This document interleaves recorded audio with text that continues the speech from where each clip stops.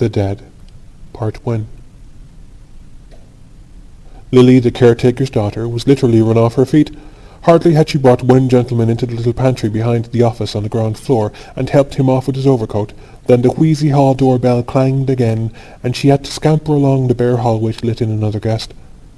It was well for her that she had not to attend to the ladies also, but Miss Kate and Miss Julia had thought of that, and had converted the bathroom upstairs into a ladies' dressing room. Miss Kate and Miss Julia were there, gossiping and laughing and fussing, walking after each other to the head of the stairs, peering down over the banisters, and calling down to Lily to ask her who had come. It was always a great affair, the Mrs. Morgan's annual dance. Everybody who knew them came to it, members of the family, old friends of the family, the members of Julia's choir, any of Kate's pupils that were grown up enough, and even some of Mary Jane's pupils too. Never once had it fallen flat.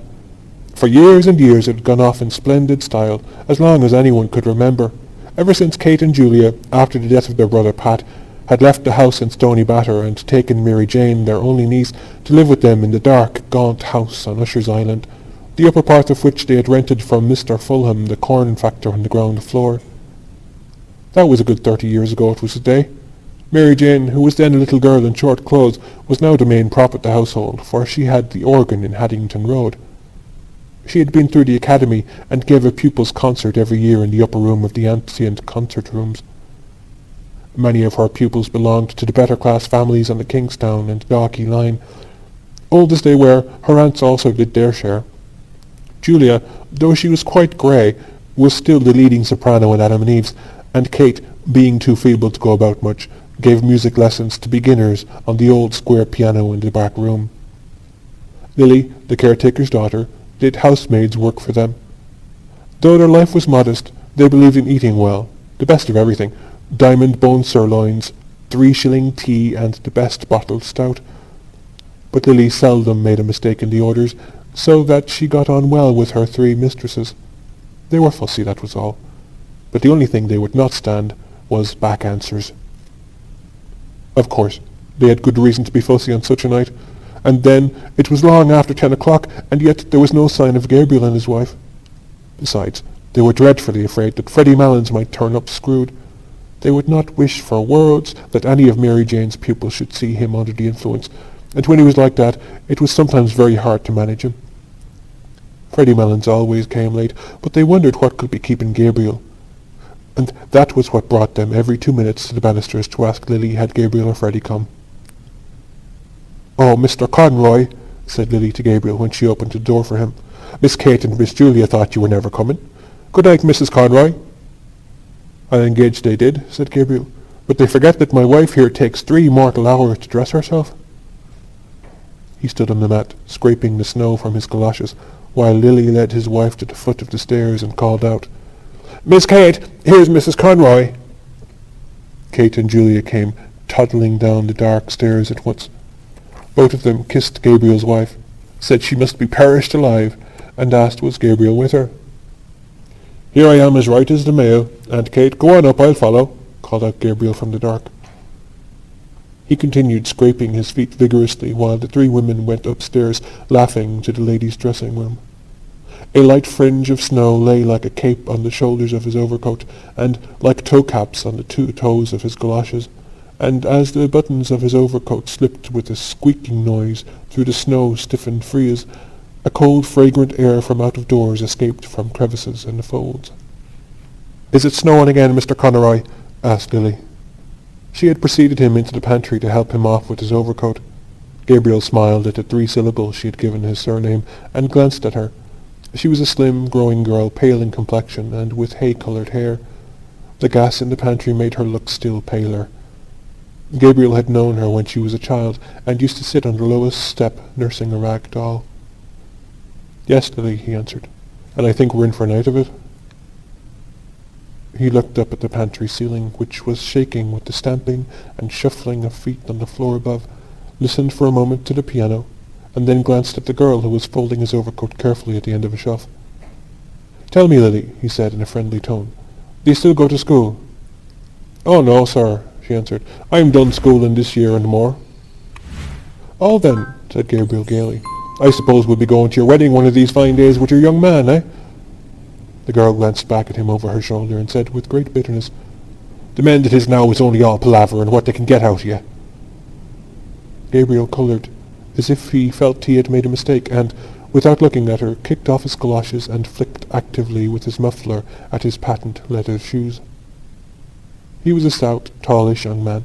The high colour of his cheeks pushed upwards even to his forehead, where it scattered itself in a few formless patches of pale red, and on his hairless face there scintillated restlessly the polished lenses and the bright gilt rims of the glasses which screened his delicate and restless eyes. His glossy black hair was parted in the middle and brushed in a long curve behind his ears, where it curled slightly beneath a groove left by his hat. When he had flicked lustre into his shoes, he stood up and pulled his waistcoat down more tightly on his plump body. Then he took a coin rapidly from his pocket. "Oh, Lily," he said, thrusting it into her hands. "It's Christmas time, isn't it?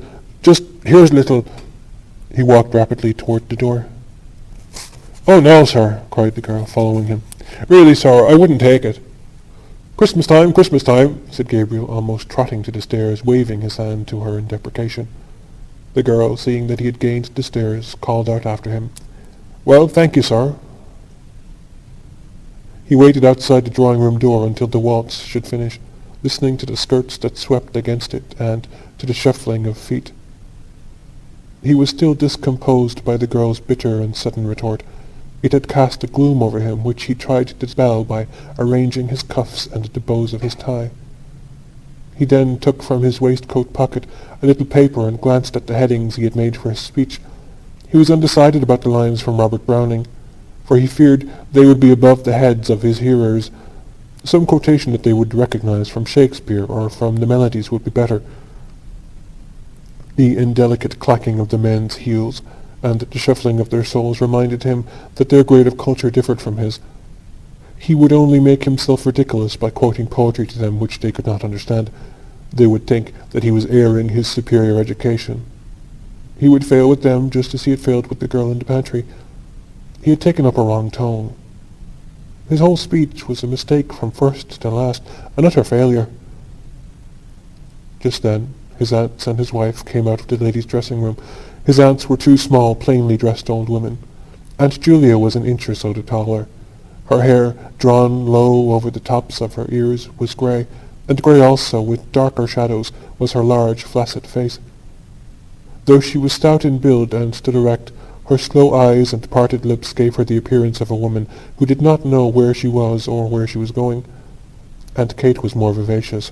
Her face, healthier than her sister's, was all puckers and creases, like a shriveled red apple, and her hair, braided in the same old-fashioned way, had not lost its ripe nut colour.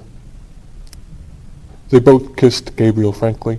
He was their favourite nephew, the son of their dead sister Ellen, who had married T.J. Conroy of the Port and Docks.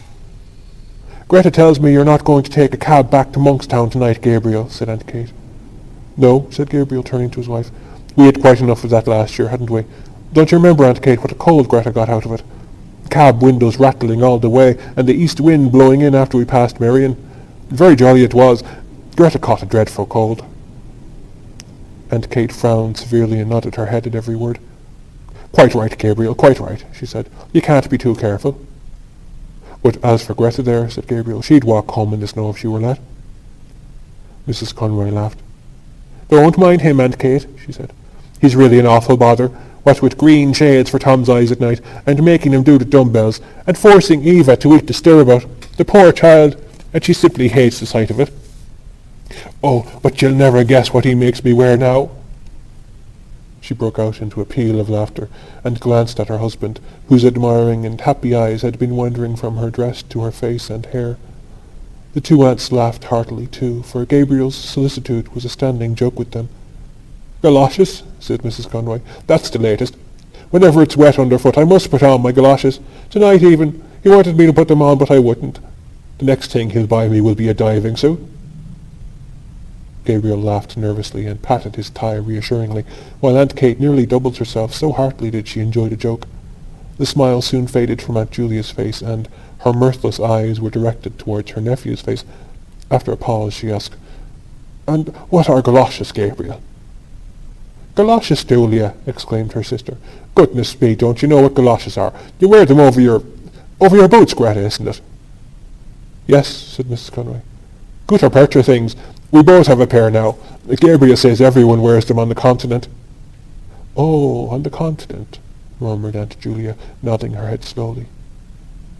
Gabriel knitted his brows and said, as if he were slightly angered, "It's nothing very wonderful, but Greta thinks it very funny because she says the word reminds her of Christy minstrels." "But tell me, Gabriel," said Aunt Kate with brisk tact. "Of course, you've seen about the room. Greta was saying—" "Oh, the room is all right," replied Gabriel. "I've taken one in the Gresham." "To be sure," said Aunt Kate. "By far the best thing to do. And the children, Greta, you're not anxious about them?" "Oh, for one night," said Mrs. Conway. "Besides, Bessie will look after them." "To be sure," said Aunt Kate again. "What a comfort it is to have a girl like that, one you can depend on. There's that Lily, I'm sure. I don't know what has come over her lately. She's not the girl she was at all." Gabriel was about to ask his aunt some questions on this point, but she broke off suddenly to gaze after her sister, who had wandered down the stairs and was craning her neck over the banisters. "Now I ask you," she said almost testily, "where is Julia going? Julia! Julia, where are you going?" Julia, who had gone halfway down one flight, came back and announced blandly, "Here's Freddie." At the same moment, a clapping of hands and a final flourish of the pianist told that the waltz had ended. The drawing-room door was opened from within, and some couples came out. Aunt Kate drew Gabriel aside hurriedly and whispered into his ear, "Slip down, Gabriel, like a good fella, and see if he's all right, and don't let him up if he's screwed. I'm sure he's screwed, I'm sure he is." Gabriel went to the stairs and listened over the banisters. He could hear two persons talking in the pantry. Then he recognized Freddie Malon's laugh. He went down the stairs noisily. "It's such a relief," said Aunt Kate to Mrs. Conway, "that Gabriel is here. I always feel easier in my mind when he's here. Julia, there's Miss Daly and Miss Power will take some refreshment. Thanks for your beautiful waltz, Miss Daly. It made a lovely time." A tall, wizen-faced man with a stiff, grizzled moustache and swarthy skin, who was passing out with his partner, said, "And may we have some refreshment too, Miss Morgan?" "Julia," said Aunt Kate summarily, "and here's Mr. Brown and Miss Furlong. Take them in, Julia, with Miss Daly and Miss Power." "I'm the man for the ladies," said Mr. Brown, pursing his lips until his moustache bristled, and smiling in all his wrinkles. "You know, Miss Morgan, the reason they're so fond of me is—" He did not finish his sentence, but, seeing that Aunt Kate was out of earshot, at once led the three young ladies into the back room. The middle of the room was occupied by two square tables placed end to end, and on these Aunt Julia and the caretaker were straightening and smoothing a large cloth. On the sideboard were arrayed dishes and plates, and glasses and bundles of knives and forks and spoons. The top of the closed, square piano served also as a sideboard for viands and sweets. At a smaller sideboard in one corner, two young men were standing, drinking hop bitters. Mr. Brown led his charges thither, and invited them all in jest to some ladies' punch, hot, strong, and sweet. As they said they never took anything strong, he opened 3 bottles of lemonade for them. Then he asked one of the young men to move aside, and, taking hold of the decanter, filled out for himself a goodly measure of whisky. The young men eyed him respectfully while he took a trial sip. "God help me," he said, smiling. "It's the doctor's orders." His wizened face broke into a broader smile, and the 3 young ladies laughed in musical echo to his pleasantry, swaying their bodies to and fro with nervous jerks of their shoulders. The boldest said, "Oh, now, Mr. Brown, I'm sure the doctor never ordered anything of the kind." Mr. Brown took another sip of his whisky and said, with sidling mimicry, "Well, you see, I'm like the famous Mrs. Cassidy, who is reported to have said, 'Now, Mary Grimes, if I don't take it, make me take it, for I feel I want it.'" His hot face had leaned forward a little too confidentially, and he had assumed a very low double accent, so that the young ladies, with one instinct, received his speech in silence. Miss Furlong, who was one of Mary Jane's pupils, asked Miss Daly what was the name of the pretty waltz she had played, and Mr. Brown, seeing that he was ignored, turned promptly to the 2 young men who were more appreciative. A red-faced young woman, dressed in pansy, came into the room, excitedly clapping her hands and crying, "Quadrilles! Quadrilles!" Close on her heels came Aunt Kate, crying, 2 gentlemen and 3 ladies, Mary Jane. Oh, here's Mr. Bergen and Mr. Kerrigan, said Mary Jane. Mr. Kerrigan, will you take Miss Power? Miss Furlong, may I get you a partner? Mr. Bergen? Oh, that'll just do now. 3 ladies, Mary Jane, said Aunt Kate. The 2 young gentlemen asked the ladies if they might have the pleasure, and Mary Jane turned to Miss Daly. Oh, Miss Daly, you're really awfully good, after playing for the last 2 dances. But really we're so short of ladies tonight. I don't mind in the least, Miss Morkan.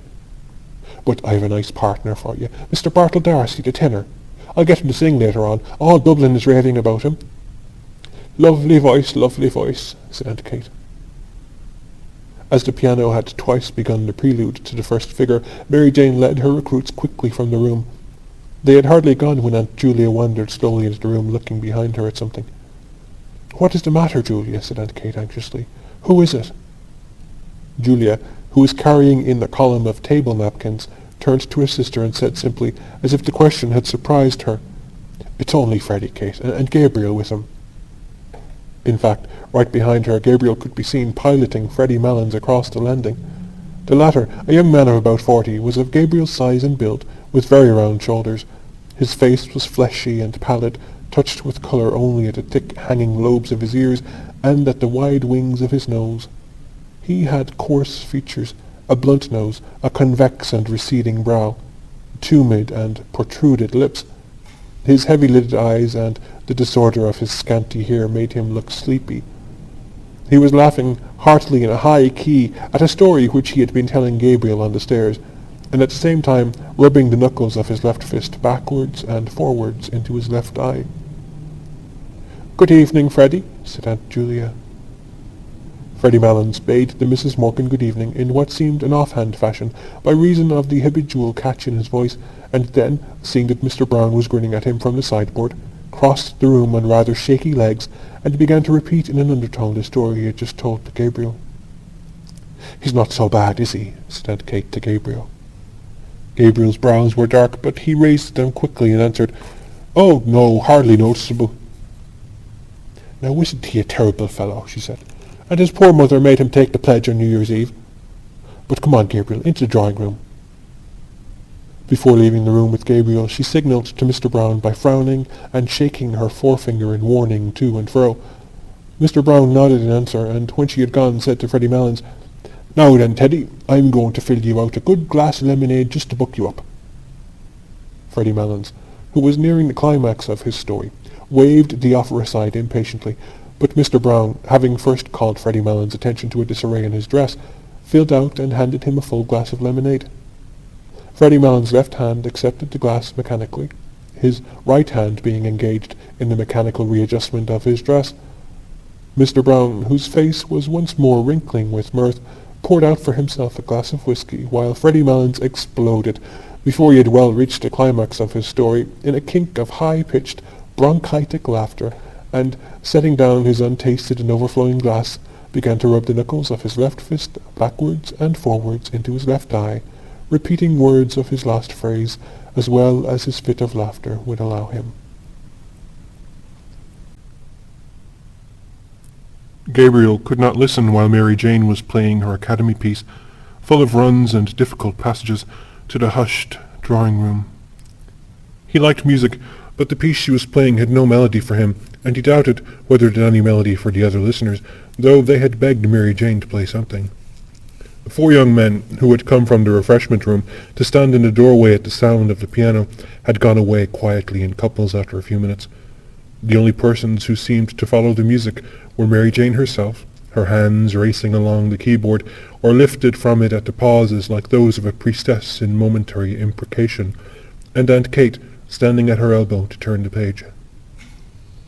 Gabriel's eyes, irritated by the floor, which glittered with beeswax under a heavy chandelier, wandered to the wall above the piano.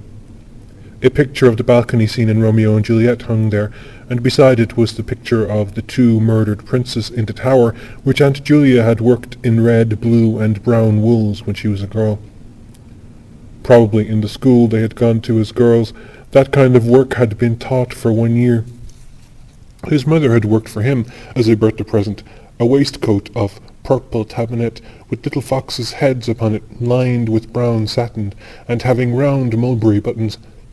It was strange that his mother had had no musical talent, though Aunt Kate used to call her the brains carrier of the Morkan family. Both she and Julia had always seemed a little proud of their serious and matronly sister. Her photograph stood before the pier-glass. She held an open book on her knees and was pointing out something in it to Constantine, who, dressed in a man-o'-war suit, lay at her feet. It was she who had chosen the name of her sons, for she was very sensible of the dignity of family life. Thanks to her, Constantine was now senior curate in Balbriggan, and, thanks to her, Gabriel himself had taken his degree in the Royal University. A shadow passed over his face as he remembered her sullen opposition to his marriage. Some slighting phrases she had used still rankled in his memory. She had once spoken of Greta as being country cute, and that was not true of Greta at all. It was Greta who had nursed her during her last long illness in their house at Monkstown. He knew that Mary Jane must be near the end of her piece, for she was playing again the opening melody with runs of scales after every bar, and while he waited for the end, the resentment died down in his heart. The piece ended with a trill of octaves in the treble, and a final deep octave in the bass. Great applause greeted Mary Jane as, blushing and rolling up her music nervously, she escaped from the room. The most vigorous clapping came from the 4 young men in the doorway who had gone away to the refreshment room at the beginning of the piece, but had come back when the piano had stopped. Lancers were arranged. Gabriel found himself partnered with Miss Ivers. She was a frank-mannered, talkative young lady with a freckled face and prominent brown eyes. She did not wear a low-cut bodice, and the large brooch which was fixed in the front of her collar bore on it an Irish device and motto. When they had taken their places, she said abruptly, "I have a crow to pluck with you." "With me?" said Gabriel. She nodded her head gravely. "What is it?" said Gabriel, smiling at her solemn manner. "Who is G.C.?" answered Miss Ivers, turning her eyes upon him. Gabriel coloured, and was about to knit his brows, as if he did not understand, when she said bluntly, "Oh, innocent Amy, I have found out that you write for the Daily Express. Now aren't you ashamed of yourself?" "Why should I be ashamed of myself?" asked Gabriel, blinking his eyes and trying to smile. "Well, I'm ashamed of you," said Miss Ivers frankly. "To say you'd write for a paper like that. I didn't think you were a West Briton." A look of perplexity appeared on Gabriel's face. It was true that he wrote a literary column every Wednesday in the Daily Express, for which he was paid 15 shillings, but that did not make him a West Briton, surely. The books he received for review were almost more welcome than the paltry cheque. He loved to feel the covers and turn over the pages of newly printed books. Nearly every day, when his teaching in the college was ended, he used to wander down the quays to the second-hand booksellers, to Hickey's on Bachelor's Walk, to Webb's or Massey's on Ashton's Quay, or to O'Clohissey's in the by-street. He did not know how to meet her charge. He wanted to say that literature was above politics, but they were friends of many years' standing, and their careers had been parallel, first at the university and then as teachers. He could not risk a grandiose phrase with her. He continued blinking his eyes and trying to smile, and murmured lamely that he saw nothing political in writing reviews of books. When their turn to cross had come, he was still perplexed and inattentive. Miss Ivers promptly took his hand in a warm grasp and said in a soft, friendly tone, "Of course I was only joking. Come on, we cross now." When they were together again, she spoke of the university question, and Gabriel felt more at ease. A friend of hers had shown her his review of Browning's poems. That was how she had found out the secret. But she liked the review immensely. Then she said suddenly, "Oh, Mr. Conroy, will you come for an excursion to the Aran Isles this summer? We're going to stay there a whole month. It will be a splendid out in the Atlantic. You ought to come. Mr. Clancy is coming, and Mr. Kilkelly, and Kathleen Carney. It would be splendid for Greta, too, if she'd come. She's from Connacht, isn't she?" "Her people are," said Gabriel shortly. "But you will come, won't you?" said Miss Ivers, laying her warm hand eagerly on his arm. "The fact is," said Gabriel, "I have just arranged to go—" "Go where?" asked Miss Ivers. "Well, you know, every year I go for a cycling tour with some fellows, and so—" "But where?" asked Miss Ivers. "Well, we usually go to France, or Belgium, or perhaps Germany," said Gabriel awkwardly. "But why do you go to France and Belgium," said Miss Ivors, "instead of visiting your own land?"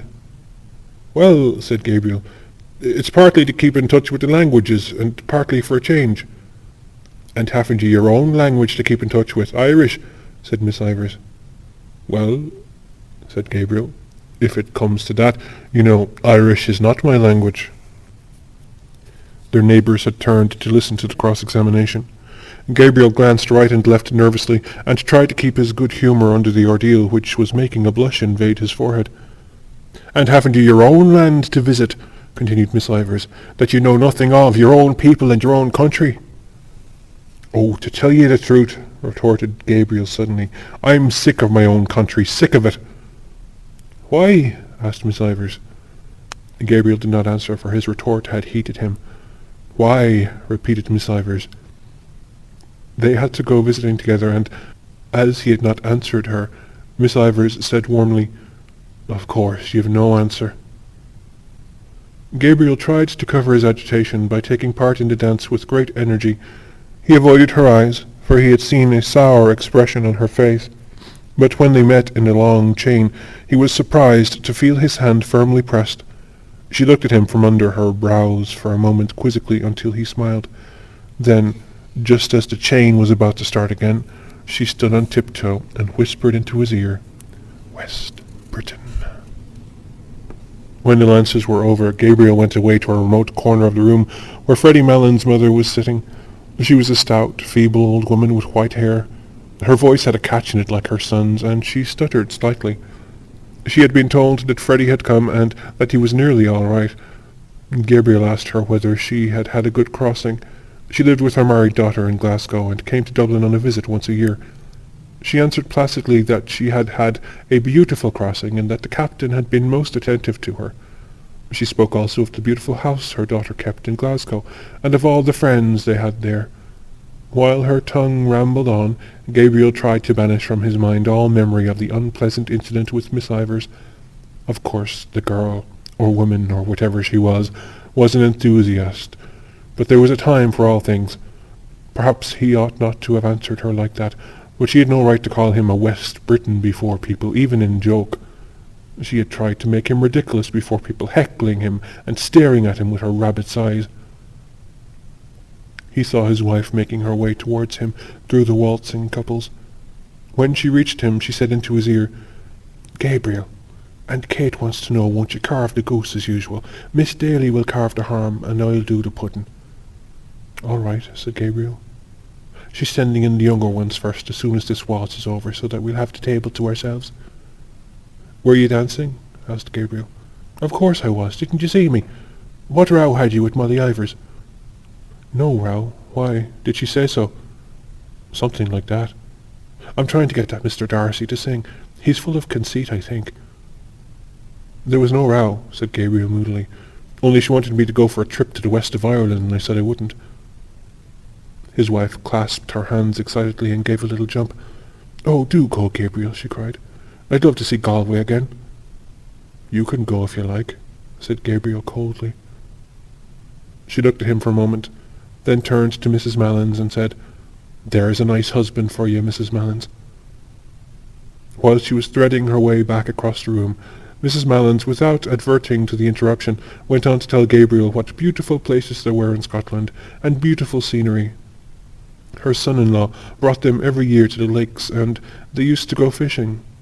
Her son-in-law was a splendid fisher. One day he caught a beautiful big fish, and the man at the hotel cooked it for their dinner.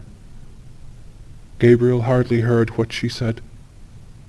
Now that supper was coming near, he began to think again about his speech, and about the quotation. When he saw Freddie Malins coming across the room to visit his mother, Gabriel left the chair free for him and retired into the embrasure of the window. The room had already cleared, and from the back room came the clatter of plates and knives. Those who still remained in the drawing-room seemed tired of dancing, and were conversing quietly in little groups. Gabriel's warm, trembling fingers tapped the cold pine of the window. How cool it must be outside! How pleasant it would be to walk out alone, first along by the river and then through the park. The snow would be lying in the branches of the trees, and forming a bright cap on the top of the Wellington Monument. How much more pleasant it would be there than at the supper table. He ran over the headings of his speech. Irish hospitality, sad memories, the three graces, Paris, the quotation from Browning. He repeated to himself a phrase he had written in his review. One feels that one is listening to a thought-tormented music. Miss Ivors had praised the review. Was she sincere? Had she really any life of her own behind all her propagandism? There had never been any ill feeling between them until that night. It unnerved him to think that she would be at the supper table, looking up at him while he spoke with her critical, quizzing eyes. Perhaps she would not be sorry to see him fail in his speech. An idea came into his mind and gave him courage.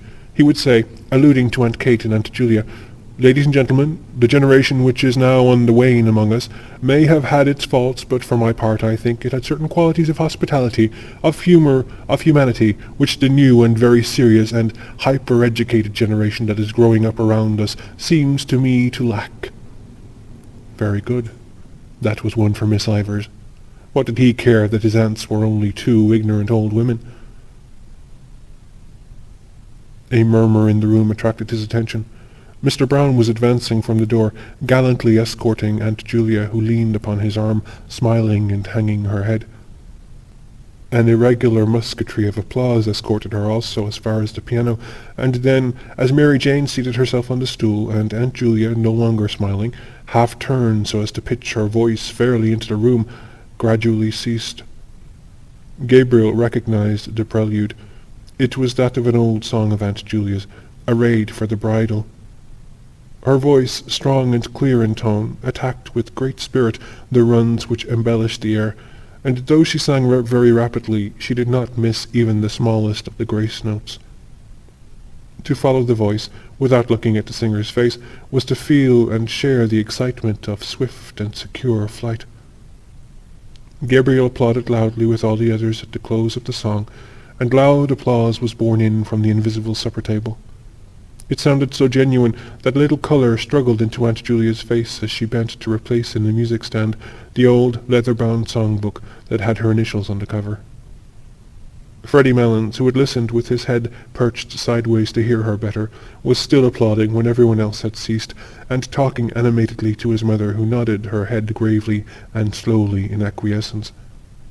At last, when he could clap no more, he stood up suddenly and hurried across the room to Aunt Julia, whose hand he seized and held in both his hands, shaking it when words failed him, or the catch in his voice proved too much for him. "I was just telling my mother," he said. "I never heard you sing so well, never. No, I never heard your voice as good as this night. Now, would you believe that? Now, that's the truth. Upon my word and honour, that's the truth. I never heard your voice sound so fresh and so clear and so fresh. Never." Aunt Julia smiled broadly and murmured something about compliments as she released her hand from his grasp. Mr. Brown extended his open hand towards her, and said to those who were near him, in the manner of a showman introducing a prodigy to an audience, "Miss Julia Morgan, my latest discovery." He was laughing very heartily at this himself, when Freddie Mellons turned to him and said, "Well, Brown, if you're serious, you might make a worse discovery. All I can say is I never heard her sing half so well as long as I am coming here, and that's the honest truth." "Neither did I," said Mr. Brown. "I think her voice has greatly improved." Aunt Julia shrugged her shoulders and said with meek pride, 30 years ago I hadn't a bad voice as voices go."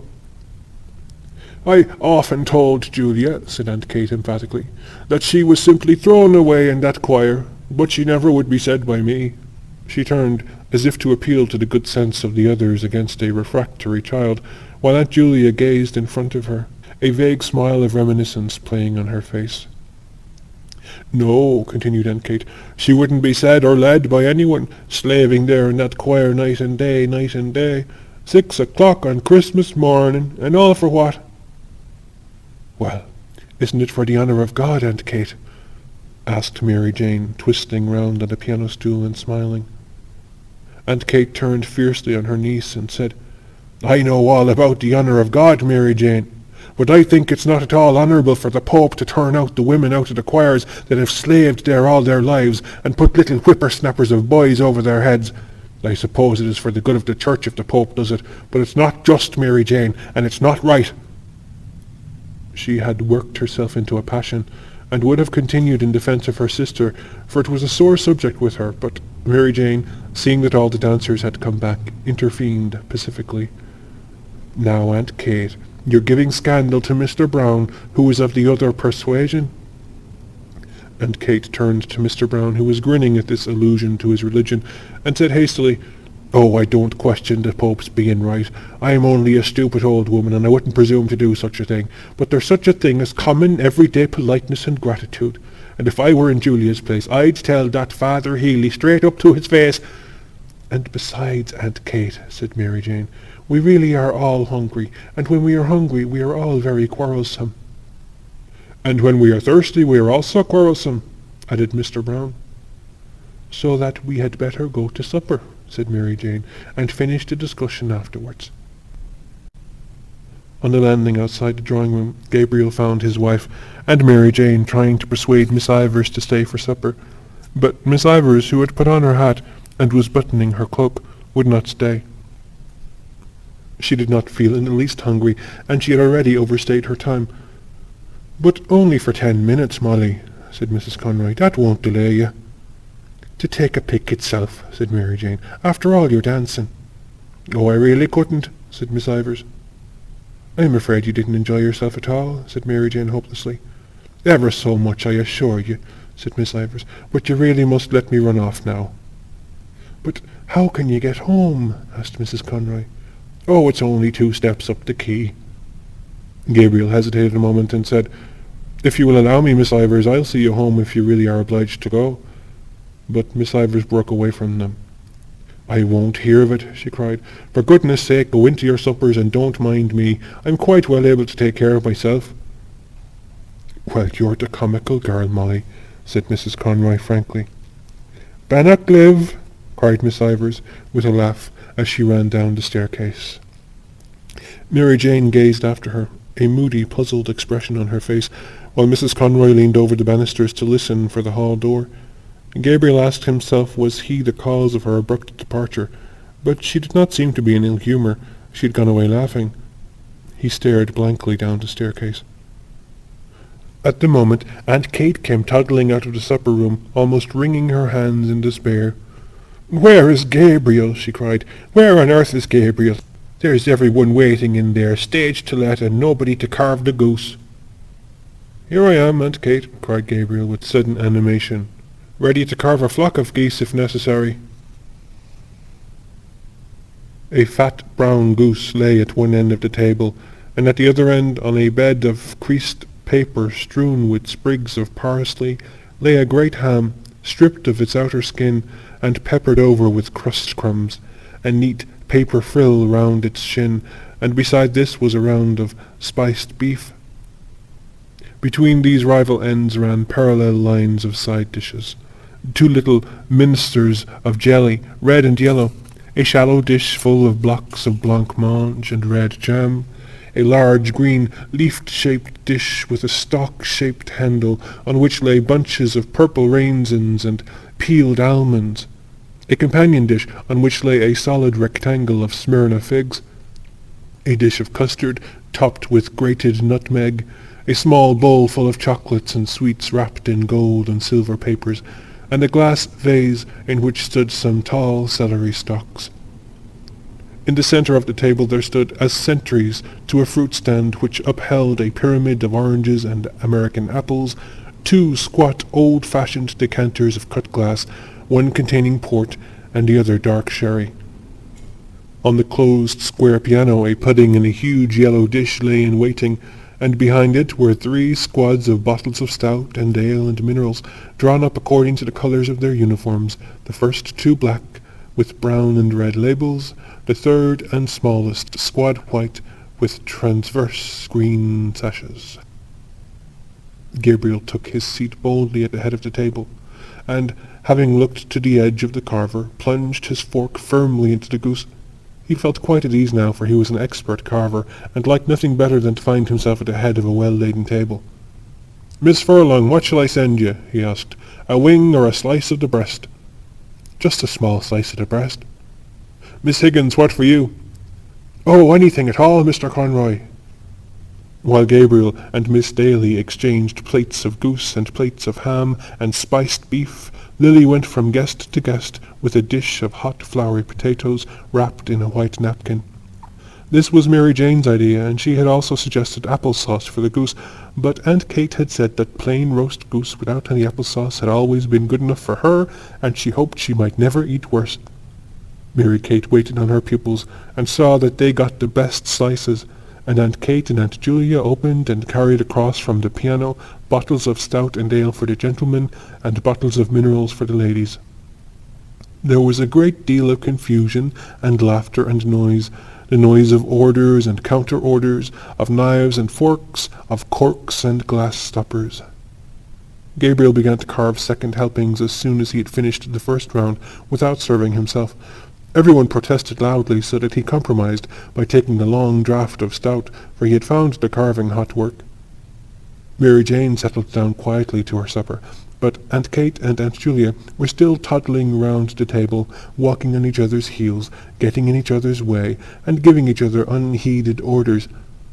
Mr. Brown begged of them to sit down and eat their suppers, and so did Gabriel, but they said there was time enough, so that at last Freddy Malins stood up and, capturing Aunt Kate, plumped her down on her chair amid general laughter.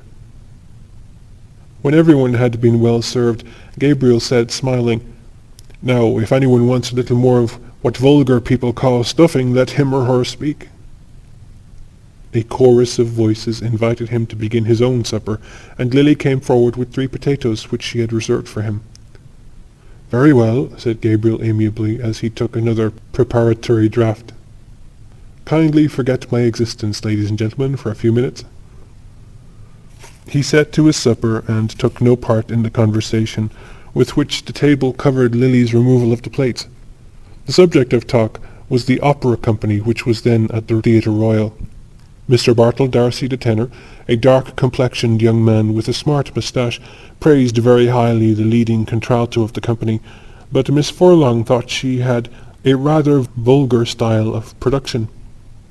Freddy Malins said there was a Negro chieftain singing in the second part of the Gaiety pantomime, who had one of the finest tenor voices he had ever heard. "Have you heard him?" he asked Mr. Bartle Darcy across the table. "No," answered Mr. Bartle Darcy carelessly. "Because," Freddy Malins explained, "now I'd be curious to hear your opinion of him. I think he has a grand voice." "It takes Teddy to find out the really good things," said Mr. Brown familiarly to the table. "And why couldn't he have a voice too?" asked Freddy Malins sharply. "Is it because he's only a black?" Nobody answered this question, and Mary Jane led the table back to legitimate opera. One of her pupils had given her a pass for Mignon. Of course it was very fine, she said, but it made her think of poor Georgina Burns. Mr. Brown could go back farther still, to the old Italian companies that used to come to Dublin. Tietjens, Ilma de Murska, Campanini, the great Trebelli, Guglini, Ravelli, Aramburo. Those were the days, he said, when there was something like singing to be heard in Dublin. He told, too, of how the top gallery of the Old Royal used to be packed night after night, of how one night an Italian tenor had sung 5 encores to Let Me Like a Soldier Fall, introducing a high C every time, and of how the gallery boys would sometimes in their enthusiasm unyoke the horses from the carriage of some great prima donna and pull her themselves through the streets to her hotel.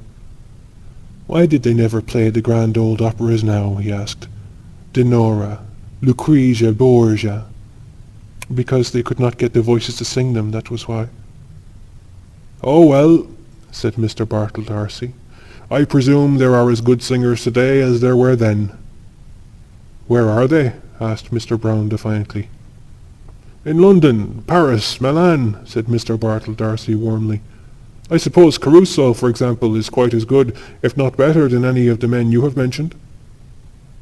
"Maybe so," said Mr. Brown, "but I may tell you I doubt it strongly."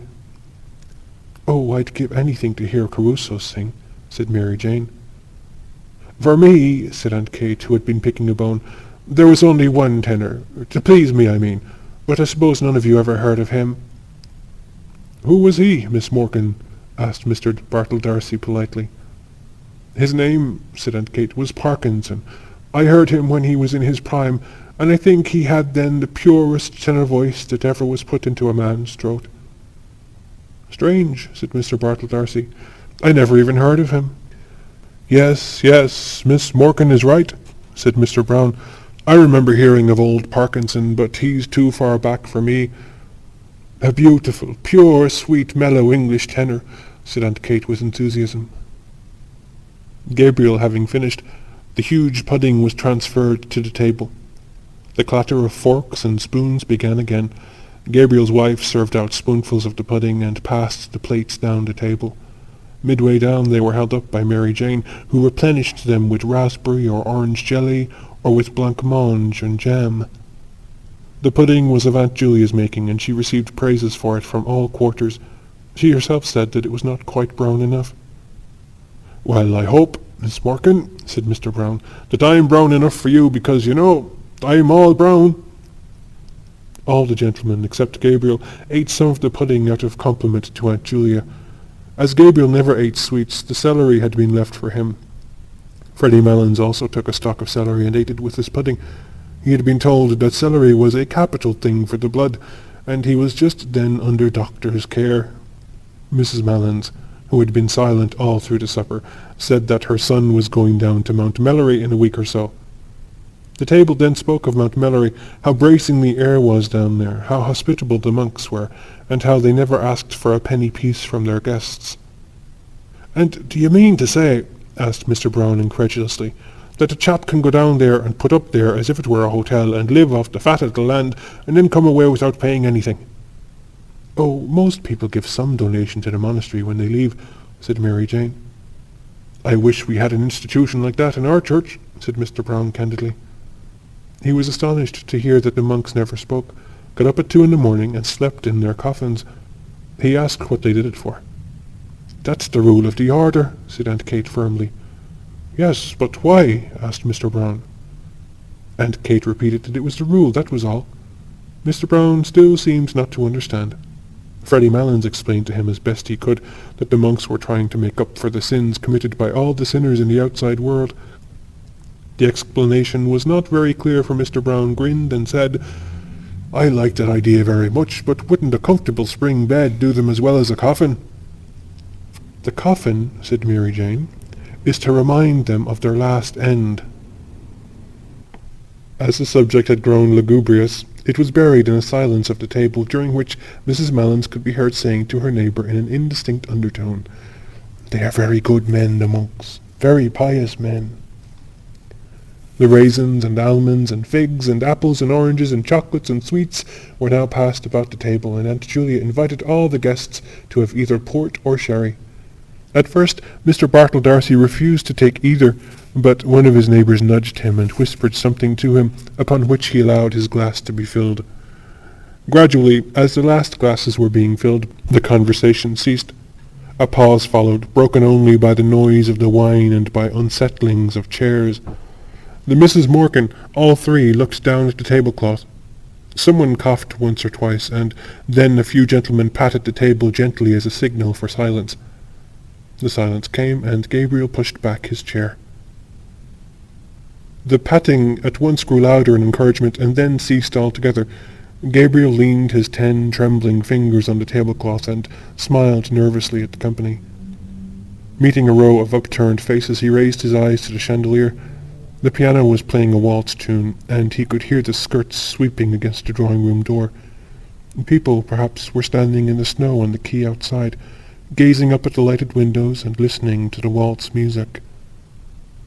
The air was pure there. In the distance lay the park, where the trees were weighted with snow. The Wellington Monument wore a gleaming cap of snow that flashed westward over the white field of 15 acres. He began. "Ladies and gentlemen, It has fallen to my lot this evening, as in years past, to perform a very pleasing task, but a task for which I am afraid my poor powers as a speaker are all too inadequate." "No, no," said Mr. Brown. "But however that may be, I can only ask you tonight to take the will for the deed, and to lend me your attention for a few moments, while I endeavour to express to you in words what my feelings are on this occasion. Ladies and gentlemen, it is not the first time that we have gathered together under this hospitable roof, around this hospitable board. It is not the first time that we have been the recipients, or perhaps I had better say the victims, of the hospitality of certain good ladies." He made a circle in the air with his arm and paused. Everyone laughed or smiled at Aunt Kate and Aunt Julia and Mary Jane, who all turned crimson with pleasure. Gabriel went on more boldly. "I feel more strongly with every recurring year that our country has no tradition which does it so much honour, and which it should guard so jealously, as that of its hospitality. It is a tradition that is unique as far as my experience goes, and I have visited not a few places abroad, among the modern nations. Some would say perhaps that with us it is rather a failing than anything to be boasted of, but granted even that, it is to my mind a princely failing, and one that I trust will long be cultivated among us. Of one thing at least I am sure, as long as this one roof shelters the good ladies aforesaid, and I wish from my heart it may do so for many and many a long year to come, the tradition of genuine, warm-hearted, courteous Irish hospitality, which our forefathers have handed down to us, and which we in turn must hand down to our descendants, is still alive among us." A hearty murmur of assent ran round the table. It shot through Gabriel's mind that Miss Ivors was not there, and that she had gone away discourteously. And he said with confidence in himself, "Ladies and gentlemen, a new generation is growing up in our midst, a generation actuated by new ideas and new principles. It is serious and enthusiastic for these new ideas, and its enthusiasm, even when it is misdirected, is, I believe, in the main sincere. But we are living in a sceptical, and, if I may use the phrase, a thought-tormented age, and sometimes I fear that this new generation, educated or hyper-educated as it is, will lack those qualities of humanity, of hospitality, of kindly humour which belonged to an older day. Listening tonight to the names of all those great singers of the past, it seemed to me, I must confess, that we were living in a less spacious age. Those days might, without exaggeration, be called spacious days, and if they are gone beyond recall, let us hope at least that in gatherings such as this we shall still speak of them with pride and affection, still cherish in our hearts the memory of those dead and gone great ones, whose fame the world will not willingly let die." "Hear, hear," said Mr. Brown loudly. "But yet," continued Gabriel, his voice falling into a softer inflection, "there are always in gatherings such as this sadder thoughts that will recur to our minds, thoughts of the past, of youth, of changes, of absent faces that we miss here tonight. Our path through life is strewn with many such sad memories, and were we to brood upon them always, we could not find the heart to go on bravely with our work among the living. We have all of us living duties and living affections which claim, and rightly claim, our strenuous endeavours. Therefore I will not linger on the past. I will not let any gloomy moralizing intrude upon us here tonight. Here we are gathered together for a brief moment from the bustle and rush of our everyday routine. We are met here as friends, in the spirit of good fellowship, as colleagues, also to a certain extent, in the true spirit of camaraderie, and as the guests of, what shall I call them, the three graces of the Dublin musical world." The table burst into applause and laughter at this allusion. Aunt Julia vainly asked each of her neighbours in turn to tell her what Gabriel had said. "He says we are the three graces, Aunt Julia," said Mary Jane. Aunt Julia did not understand, but she looked up, smiling at Gabriel, who continued in the same vein. "Ladies and gentlemen, I will not attempt to play tonight the part that Paris played on another occasion. I will not attempt to choose between them. The task would be an invidious one, and one beyond my poor powers. For when I view them in turn, whether it be our chief hostess herself, whose too good heart has become a byword with all who know her, or her sister, who seems to be gifted with perennial youth, and whose singing must have been a surprise and a revelation to us all tonight, or, last but not least, when I consider our youngest hostess, talented, cheerful, hard-working, and the best of nieces, I confess, ladies and gentlemen, that I do not know to which of them I should award the prize." Gabriel glanced down at his aunts, and, seeing the large smile on Aunt Julia's face, and the tears which had risen to Aunt Kate's eyes, hastened to his close. He raised his glass of port gallantly, while every member of the company fingered a glass expectantly, and said loudly, "Let us toast them all three together. Let us drink to their health, wealth, long life, happiness, and prosperity, and may they long continue to hold the proud and self-won position which they hold in their profession, and the position of honour and affection which they hold in our hearts." All the guests stood up, glass in hand, and turning towards the three seated ladies, sang in unison, with Mr. Brown as leader, "For they are jolly gay fellows, for they are jolly gay fellows, for they are jolly gay fellows, which nobody can deny." Aunt Kate was making frank use of her handkerchief, and even Aunt Julia seemed moved. Freddy Malins beat time with his pudding fork, and the singers turned towards one another as if in melodious conference, while they sang with emphasis, "Unless he tells a lie, unless he tells a lie." Then, turning once more towards their hostesses, they sang, "For they are jolly gay fellows, for they are jolly gay fellows, for they are jolly gay fellows, which nobody can deny." The acclamation which followed was taken up beyond the door of the supper-room by many of the other guests, and renewed time after time, Freddy Malins acting as officer with his fork on high. The piercing morning air came into the hall where they were standing, so that Aunt Kate said, "Close the door, somebody. Mrs. Malins will get her death of cold." "Brown is out there, Aunt Kate," said Mary Jane. "Brown is everywhere," said Aunt Kate, lowering her voice. Mary Jane laughed at her tone. "Really," she said archly, "he is very attentive." "He has been laid on here like the gas," said Aunt Kate in the same tone, "all during the Christmas." She laughed herself this time good-humouredly, and then added quickly, "But tell him to come in, Mary Jane, and close the door. I hope to goodness he didn't hear me." At that moment the hall door was opened, and Mr. Brown came in from the doorstep, laughing as if his heart would break. He was dressed in a long green overcoat with mock astrakhan cuffs and collar, and wore on his head an oval fur cap. He pointed down the snow-covered quay from where the sound of shrill, prolonged whistling was borne in. "Teddy will have all the cabs in Dublin out," he said. Gabriel advanced from the little pantry behind the office, struggling into his overcoat, and, looking round the hall, said, "Greta not down yet?" "She's getting on her things, Gabriel," said Aunt Kate. "Who's playing up there?" asked Gabriel. "Nobody. They're all gone." "Oh, no, Aunt Kate," said Mary Jane. "Bartle Darcy and Miss O'Callaghan aren't gone yet." "Someone is fooling at the piano anyhow," said Gabriel. Mary Jane glanced at Gabriel and Mr. Brown, and said with a shiver, "It makes me feel cold to look at you two gentlemen muffled up like that. I wouldn't like to face your journey home at this hour."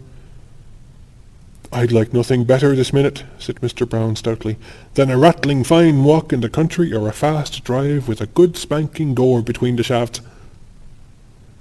"We used to have a very good horse and trap at home," said Aunt Julia sadly.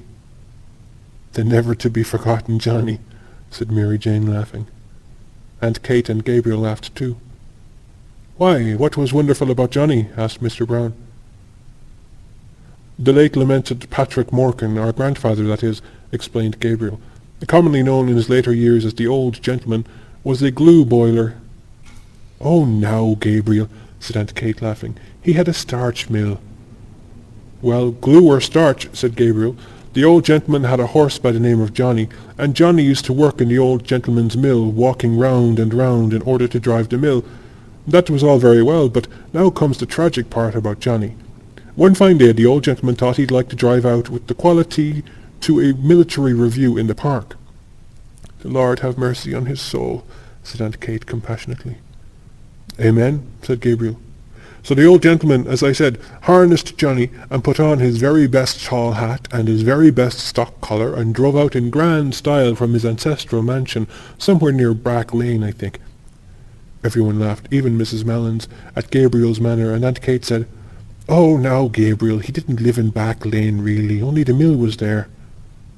"Out from the mansion of his forefathers," continued Gabriel, "he drove with Johnny, and everything went on beautifully until Johnny came in sight of King Billy's statue, and whether he fell in love with the horse King Billy sits on, or whether he thought he was back again in the mill, anyhow, he began to walk round the statue." Gabriel paced in a circle round the hall in his goloshes, amid the laughter of the others. "Round and round he went," said Gabriel, "and the old gentleman, who was a very pompous old gentleman, was highly indignant. 'Go on, sir. What do you mean, sir? Johnny, Johnny! Most extraordinary conduct. Can't understand the horse—' The peal of laughter which followed Gabriel's imitation of the incident was interrupted by a resounding knock at the hall door. Mary Jane ran to open it and let in Freddy Mellons. Freddy Mellons, with his hat well back on his head and his shoulders humped with cold, was puffing and steaming after his exertions. "I could only get one cab," he said. "Oh, we'll find another along the quay," said Gabriel. "Yes," said Aunt Kate. "Better not keep Mrs. Mellons standing in a draught." Mrs. Mellons was helped down the front steps by her son and Mr. Brown, and after many manoeuvres hoisted into the cab. Freddy Mellons clambered in after her and spent a long time settling her on the seat, Mr. Brown helping him with advice. At last she was settled comfortably, and Freddy Mellons invited Mr. Brown into the cab. There was a good deal of confused talk, and then Mr. Brown got into the cab. The cabman settled his rug over his knees and bent down for the address. The confusion grew greater, and the cabman was directed differently by Freddy Mellons and Mr. Brown, each of whom had his head out through the window of the cab.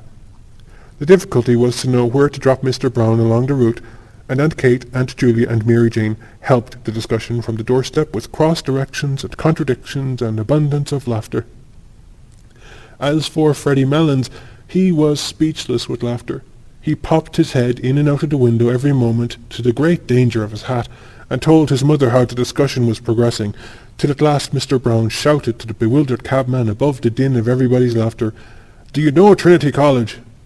"Yes, sir," said the cabman. "Well, drive bang up against Trinity College gates," said Mr. Brown, "and then we'll tell you where to go. You understand now?" "Yes, sir," said the cabman. "Make like a bird for Trinity College."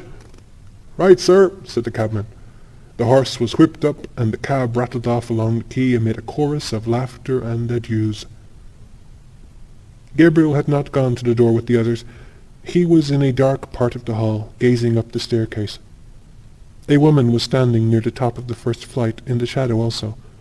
He could not see her face, but he could see the terracotta and salmon-pink panels of her skirt, which the shadow made appear black and white. It was his wife. She was leaning on the banisters, listening to something. Gabriel was surprised at her stillness, and strained his ear to listen also. But he could hear little save the noise of laughter and dispute on the front steps, a few chords struck on the piano, and a few notes of a man's voice singing. He stood still in the gloom of the hall, trying to catch the air that the voice was singing, and gazing up at his wife. There was grace and mystery in her attitude, as if she were a symbol of something. He asked himself, what is a woman standing on the stairs in a shadow, listening to distant music, a symbol of?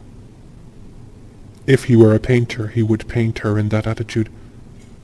Her blue felt hat would show off the bronze of her hair against the darkness, and the dark panels of her skirt would show off the light ones.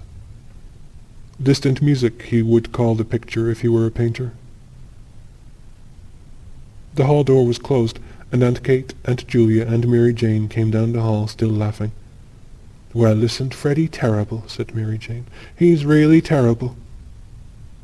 Gabriel said nothing, but pointed up the stairs towards where his wife was standing. Now that the hall door was closed, the voice and the piano could be heard more clearly. Gabriel held up his hand for them to be silent. The song seemed to be in the old Irish tonality, and the singer seemed uncertain both of his words and of his voice. The voice, made plaintive by distance and by the singer's hoarseness, faintly illuminated the cadence of the air with words expressing grief. Oh, the rain falls on my heavy locks, and the dew wets my skin. My babe lies cold. "Oh," exclaimed Mary Jane, "it's Bartle D'Arcy singing, and he wouldn't sing all the night. Oh, I'll get him to sing a song before he goes." "Oh, do, Mary Jane," said Aunt Kate. Mary Jane brushed past the others and ran to the staircase, but before she reached it the singing stopped and the piano was closed abruptly. "Oh, what a pity," she cried. "Is he coming down, Greta?"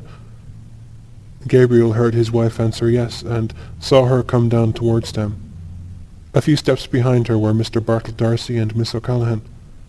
"Oh, Mr. D'Arcy," cried Mary Jane, "it's downright mean of you to break off like that when we were all in raptures listening to you." "I have been at him all the evening," said Miss Callaghan, "and Mrs. Conroy too, and he told us he had a dreadful cold and couldn't sing." "Oh, Mr. D'Arcy," said Aunt Kate, "now that was a great fib to tell." "Can't you see that I'm as hoarse as a crow?" said Mr. D'Arcy roughly. He went into the pantry hastily and put on his overcoat. The others, taken aback by his rude speech, could find nothing to say. Aunt Kate wrinkled her brows and made signs to the others to drop the subject. Mr. D'Arcy stood swathing his neck carefully and frowning. "It's the weather," said Aunt Julia after a pause. "Yes, everybody has colds," said Aunt Kate readily. "Everybody." "They say," said Mary Jane, "we haven't had snow like it for 30 years, and I read this morning in the newspapers that the snow is general all over Ireland." "I love the look of snow," said Aunt Julia sadly. "So do I," said Miss O'Callaghan. "I think Christmas is never really Christmas unless we have the snow on the ground." "But poor Mr. D'Arcy doesn't like the snow," said Aunt Kate, smiling. Mr. D'Arcy came from the pantry, fully swathed and buttoned, and in a repentant tone told them the history of his cold. Everyone gave him advice and said it was a great pity, and urged him to be very careful of his throat in the night air. Gabriel watched his wife, who did not join in the conversation. She was standing right under the dusty fanlight, and the flame of the gas lit up the rich bronze of her hair, which he had seen her drying at the fire a few days before. She was in the same attitude, and seemed unaware of the talk about her. At last she turned towards them, and Gabriel saw that there was colour on her cheeks, and that her eyes were shining. A sudden tide of joy went leaping out of his heart. "Mr. D'Arcy," she said, "what is the name of that song you were singing?" "It's called The Lass of Aughrim," said Mr. D'Arcy, "but I couldn't remember it properly. Why, do you know it?" "The Lass of Aughrim," she repeated. "I couldn't think of the name." "It's a very nice air," said Mary Jane. "I'm sorry you were not in voice tonight." "Now, Mary Jane," said Aunt Kate, "don't annoy Mr. D'Arcy. I won't have him annoyed." Seeing that all were ready to start, she shepherded them to the door, where good night was said. "Well, good night, Aunt Kate, and thanks for the pleasant evening." "Good night, Gabriel. Good night, Greta." "Good night, Aunt Kate, and thanks ever so much. Good night, Aunt Julia." "Oh, good night, Greta. I didn't see you." "Good night, Mr. D'Arcy. Good night, Miss O'Callaghan." "Good night, Miss Morgan." "Good night again. Good night. All safe home. Good night. Good night." The morning was still dark. A dull yellow light brooded over the houses and the river, and the sky seemed to be descending. It was slushy underfoot, and only streaks and patches of snow lay on the roofs, on the parapets of the quay, and on the area railings. The lamps were still burning redly in the murky air, and across the river the palace of the forecourts stood out menacingly against the heavy sky. She was walking on before him with Mr. Bartle D'Arcy, her shoes and a brown parcel tucked under one arm, and her hands holding her skirt up from the slush. She had no longer any grace or attitude, but Gabriel's eyes were still bright with happiness. The blood went bounding along his veins, and the thoughts went rioting through his brain. Proud, joyful, tender, valorous. She was walking on before him so lightly and so erect that he longed to run after her noiselessly, catch her by the shoulders, and say something foolish and affectionate into her ear. She seemed to him so frail that he longed to defend her against something, and then to be alone with her. Moments of their secret life together burst like stars upon his memory. A heliotrope envelope was lying beside his breakfast cup, and he was caressing it with his hand. Birds were twittering in the ivy, and the sunny web of the curtain was shimmering along the floor. He could not eat for happiness. They were standing on the crowded platform, and he was placing a ticket inside the warm palm of her glove. He was standing with her in the cold, looking in through a grated window at a man making bottles in a roaring furnace. It was very cold. Her face, fragrant in the cold air, was quite close to his, and suddenly he called out to the man at the furnace, "Is the fire hot, sir?" But the man could not hear with the noise at the furnace. It was just as well. He might have answered rudely. A wave of yet more tender joy escaped from his heart and went coursing in warm flood along his arteries. Like the tender fire of stars, moments of their life together, that no one knew of or would ever know of, broke upon and illumined his memory. He longed to recall to her those moments, to make her forget the years of their dull existence together and remember only their moments of ecstasy. For the years, he felt, had not quenched his soul or hers. Their children, his writing, her household cares had not quenched all their soul's tender fire. In one letter that he had written to her then, he had said, "Why is it that words like these seem to me so dull and cold? Is it because there is no word tender enough to be your name?" Like distant music, these words that he had written years before were borne towards him from the past. He longed to be alone with her. When the others had gone away, when he and she were in the room in the hotel, then they would be alone together. He would call her softly, "Greta." Perhaps she would not hear at once. She would be undressing. Then something in his voice would strike her. She would turn and look at him. At the corner of Wine Tavern Street they met a cab. He was glad of its rattling noise as it saved him from conversation. She was looking out the window and seemed tired. The others spoke only a few words, pointing out some building or street. The horse galloped along wearily under the murky morning sky, dragging his old rattling box after his heels, and Gabriel was again in a cab with her, galloping to catch the boat, galloping to their honeymoon. As the cab drove across O'Connell Bridge, Miss O'Callaghan said, "They say you never cross O'Connell Bridge without seeing a white horse." "I see a white man this time," said Gabriel. "Where?" asked Mr. Bartle D'Arcy. Gabriel pointed to the statue, on which lay patches of snow. Then he nodded familiarly to it and waved his hand. "Good night, Dan," he said gaily. When the cab drew up before the hotel, Gabriel jumped out and, in spite of Mr. Bartle D'Arcy's protest, paid the driver. He gave the man a shilling over his fare. The man saluted and said, "A prosperous new year to you, sir." "The same to you," said Gabriel cordially. She leaned for a moment on his arm in getting out of the cab, and while standing at the curbstone, bidding the others good night. She leaned lightly on his arm, as lightly as when she had danced with him a few hours before. He had felt proud and happy then, happy that she was his, proud of her grace and wifely courage. But now, after the kindling again of so many memories, the first touch of her body, musical and strange and perfumed, sent through him a keen pang of lust. Under cover of her silence, he pressed her arm closely to his side, and, as they stood at the hotel door, he felt that they had escaped from their lives and duties, escaped from home and friends, and run away together with wild and radiant hearts to a new adventure. An old man was dozing in a great hooded chair in the hall. He lit a candle in the office and went before them to the stairs. They followed him in silence, their feet falling in soft thuds on the thickly carpeted stairs. She mounted the stairs behind the porter, her head bowed in the ascent, her frail shoulders curved as with a burden, her skirt girt tightly about her. He could have flung his arms about her hips and held her still, for his arms were trembling with desire to seize her, and only the stress of his nails against the palms of his hands held the wild impulse of his body in check. The porter halted on the stairs to settle his guttering candle. They halted, too, on the steps below him.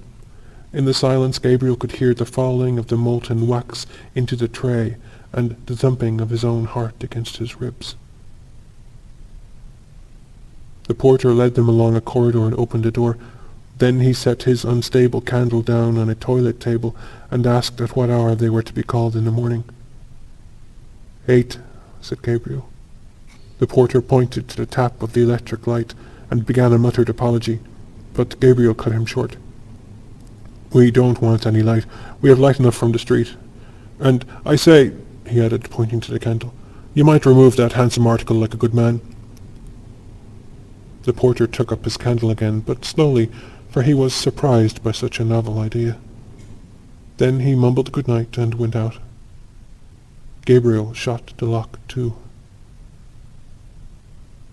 A ghastly light from the street lamp lay in a long shaft from one window to the door.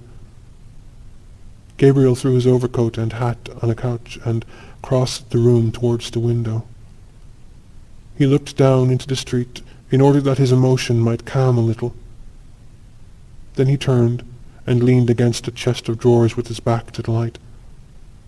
She had taken off her hat and cloak and was standing before a large, swinging mirror, unhooking her waist.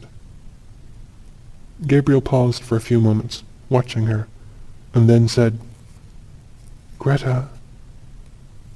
She turned away from the mirror slowly and walked along the shaft of light towards him. Her face looked so serious and weary that the words would not pass Gabriel's lips. No, it was not the moment yet. "You look tired," he said. "I am a little," she answered. "You don't feel weak or ill?" "No, tired, that's all." She went on to the window and stood there, looking out. Gabriel waited again, and then, fearing that diffidence was about to conquer him, he said abruptly, "By the way, Greta—" "What is it?" "You know that poor fellow Malins," he said quickly. "Yes, what about him?" "Well, poor fellow, he's a decent sort of chap after all," continued Gabriel in a false voice. "He gave me back that sovereign I lent him, and I didn't expect it, really. It's a pity he wouldn't keep away from that Brown, because he's not a bad fellow, really." He was trembling now with annoyance. Why did she seem so abstracted? He did not know how he could begin. Was she annoyed, too, about something?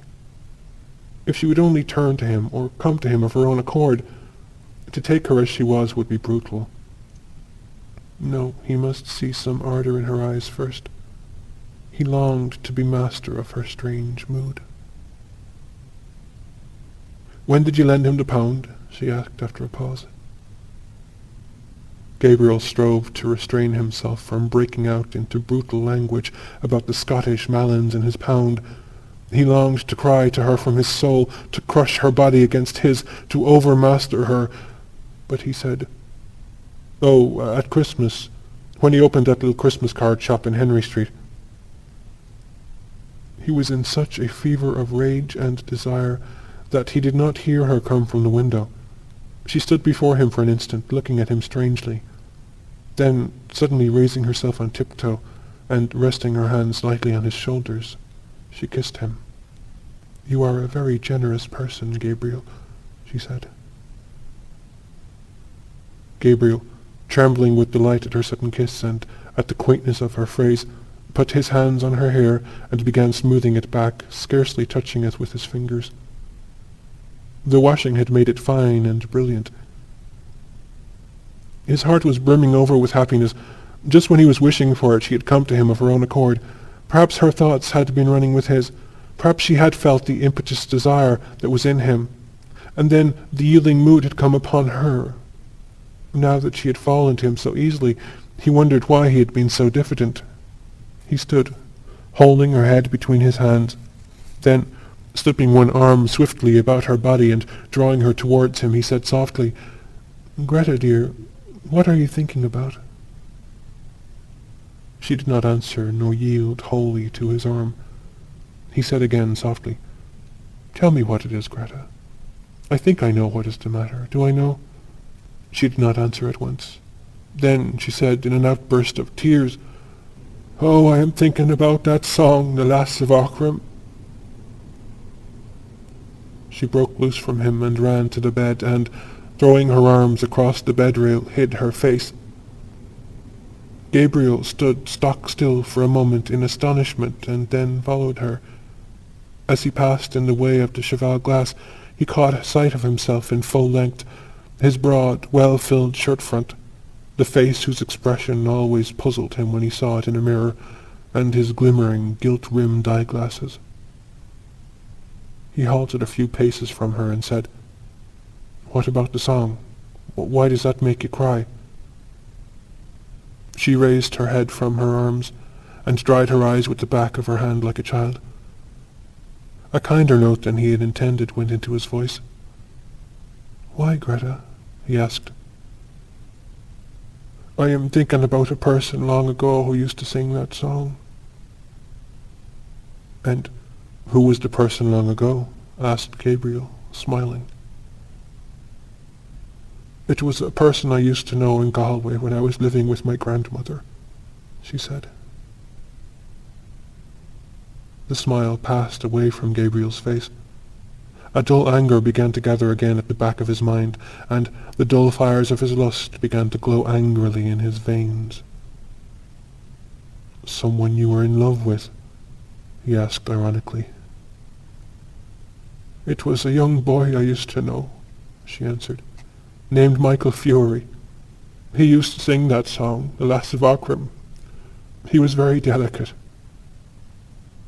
Gabriel was silent. He did not wish her to think that he was interested in this delicate boy.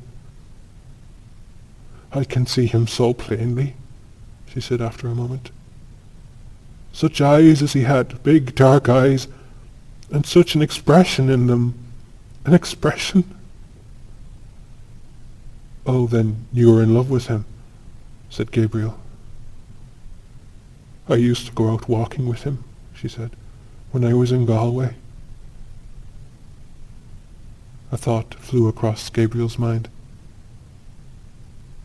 "Perhaps that was why you wanted to go to Galway with that Ivors girl," he said coldly. She looked at him and asked in surprise, "What for?" Her eyes made Gabriel feel awkward. He shrugged his shoulders and said, "How do I know? To see him, perhaps." She looked away from him along the shaft of light towards the window in silence.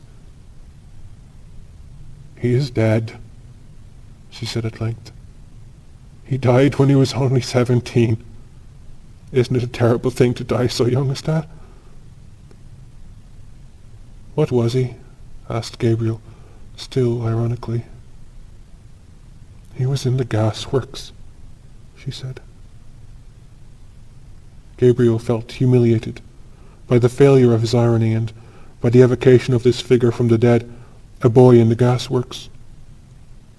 While he had been full of memories of their secret life together, full of tenderness and joy and desire, she had been comparing him in her mind with another. A shameful consciousness of his own person assailed him. He saw himself as a ludicrous figure, acting as a penny boy for his aunts, a nervous, well-meaning sentimentalist, orating to vulgarians and idealizing his own clownish lusts, the pitiable, fatuous fellow he had caught a glimpse of in the mirror. Instinctively he turned his back more to the light, lest she might see the shame that burned upon his forehead. He tried to keep up his tone of cold interrogation, but his voice when he spoke was humble and indifferent. "I suppose you are in love with this Michael Fury, Greta," he said. "I was great with him at that time," she said. Her voice was veiled and sad.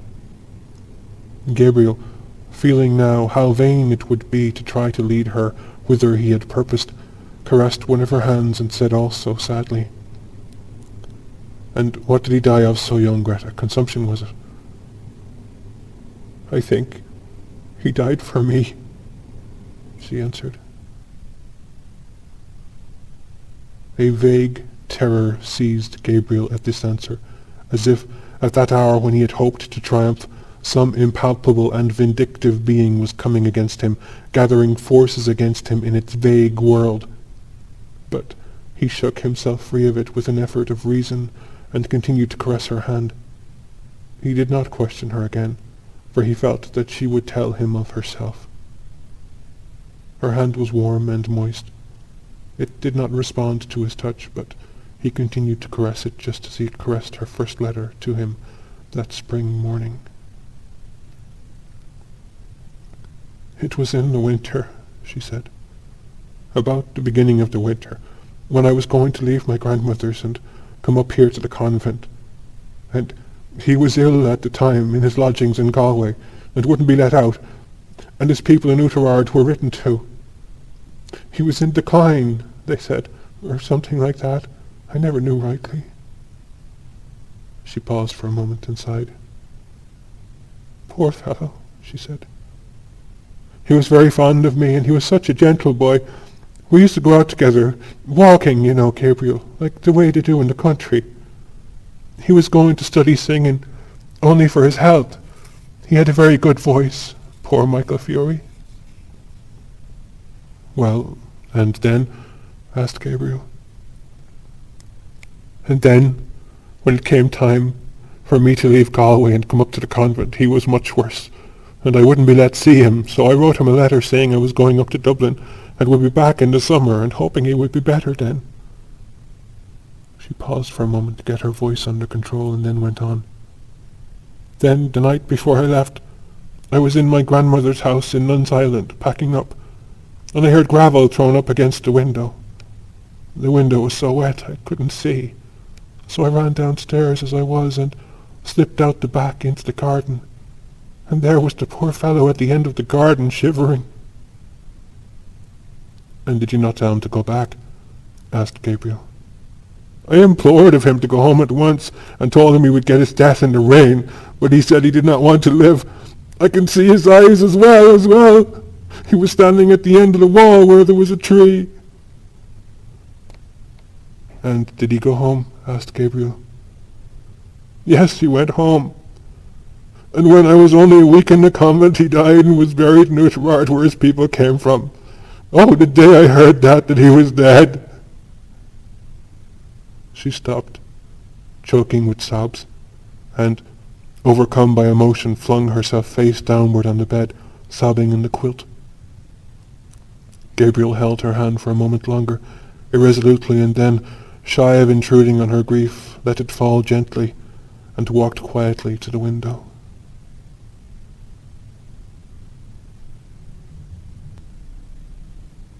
She was fast asleep.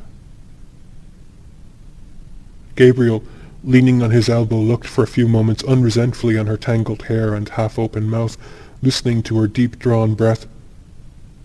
So she had had that romance in her life. A man had died for her sake.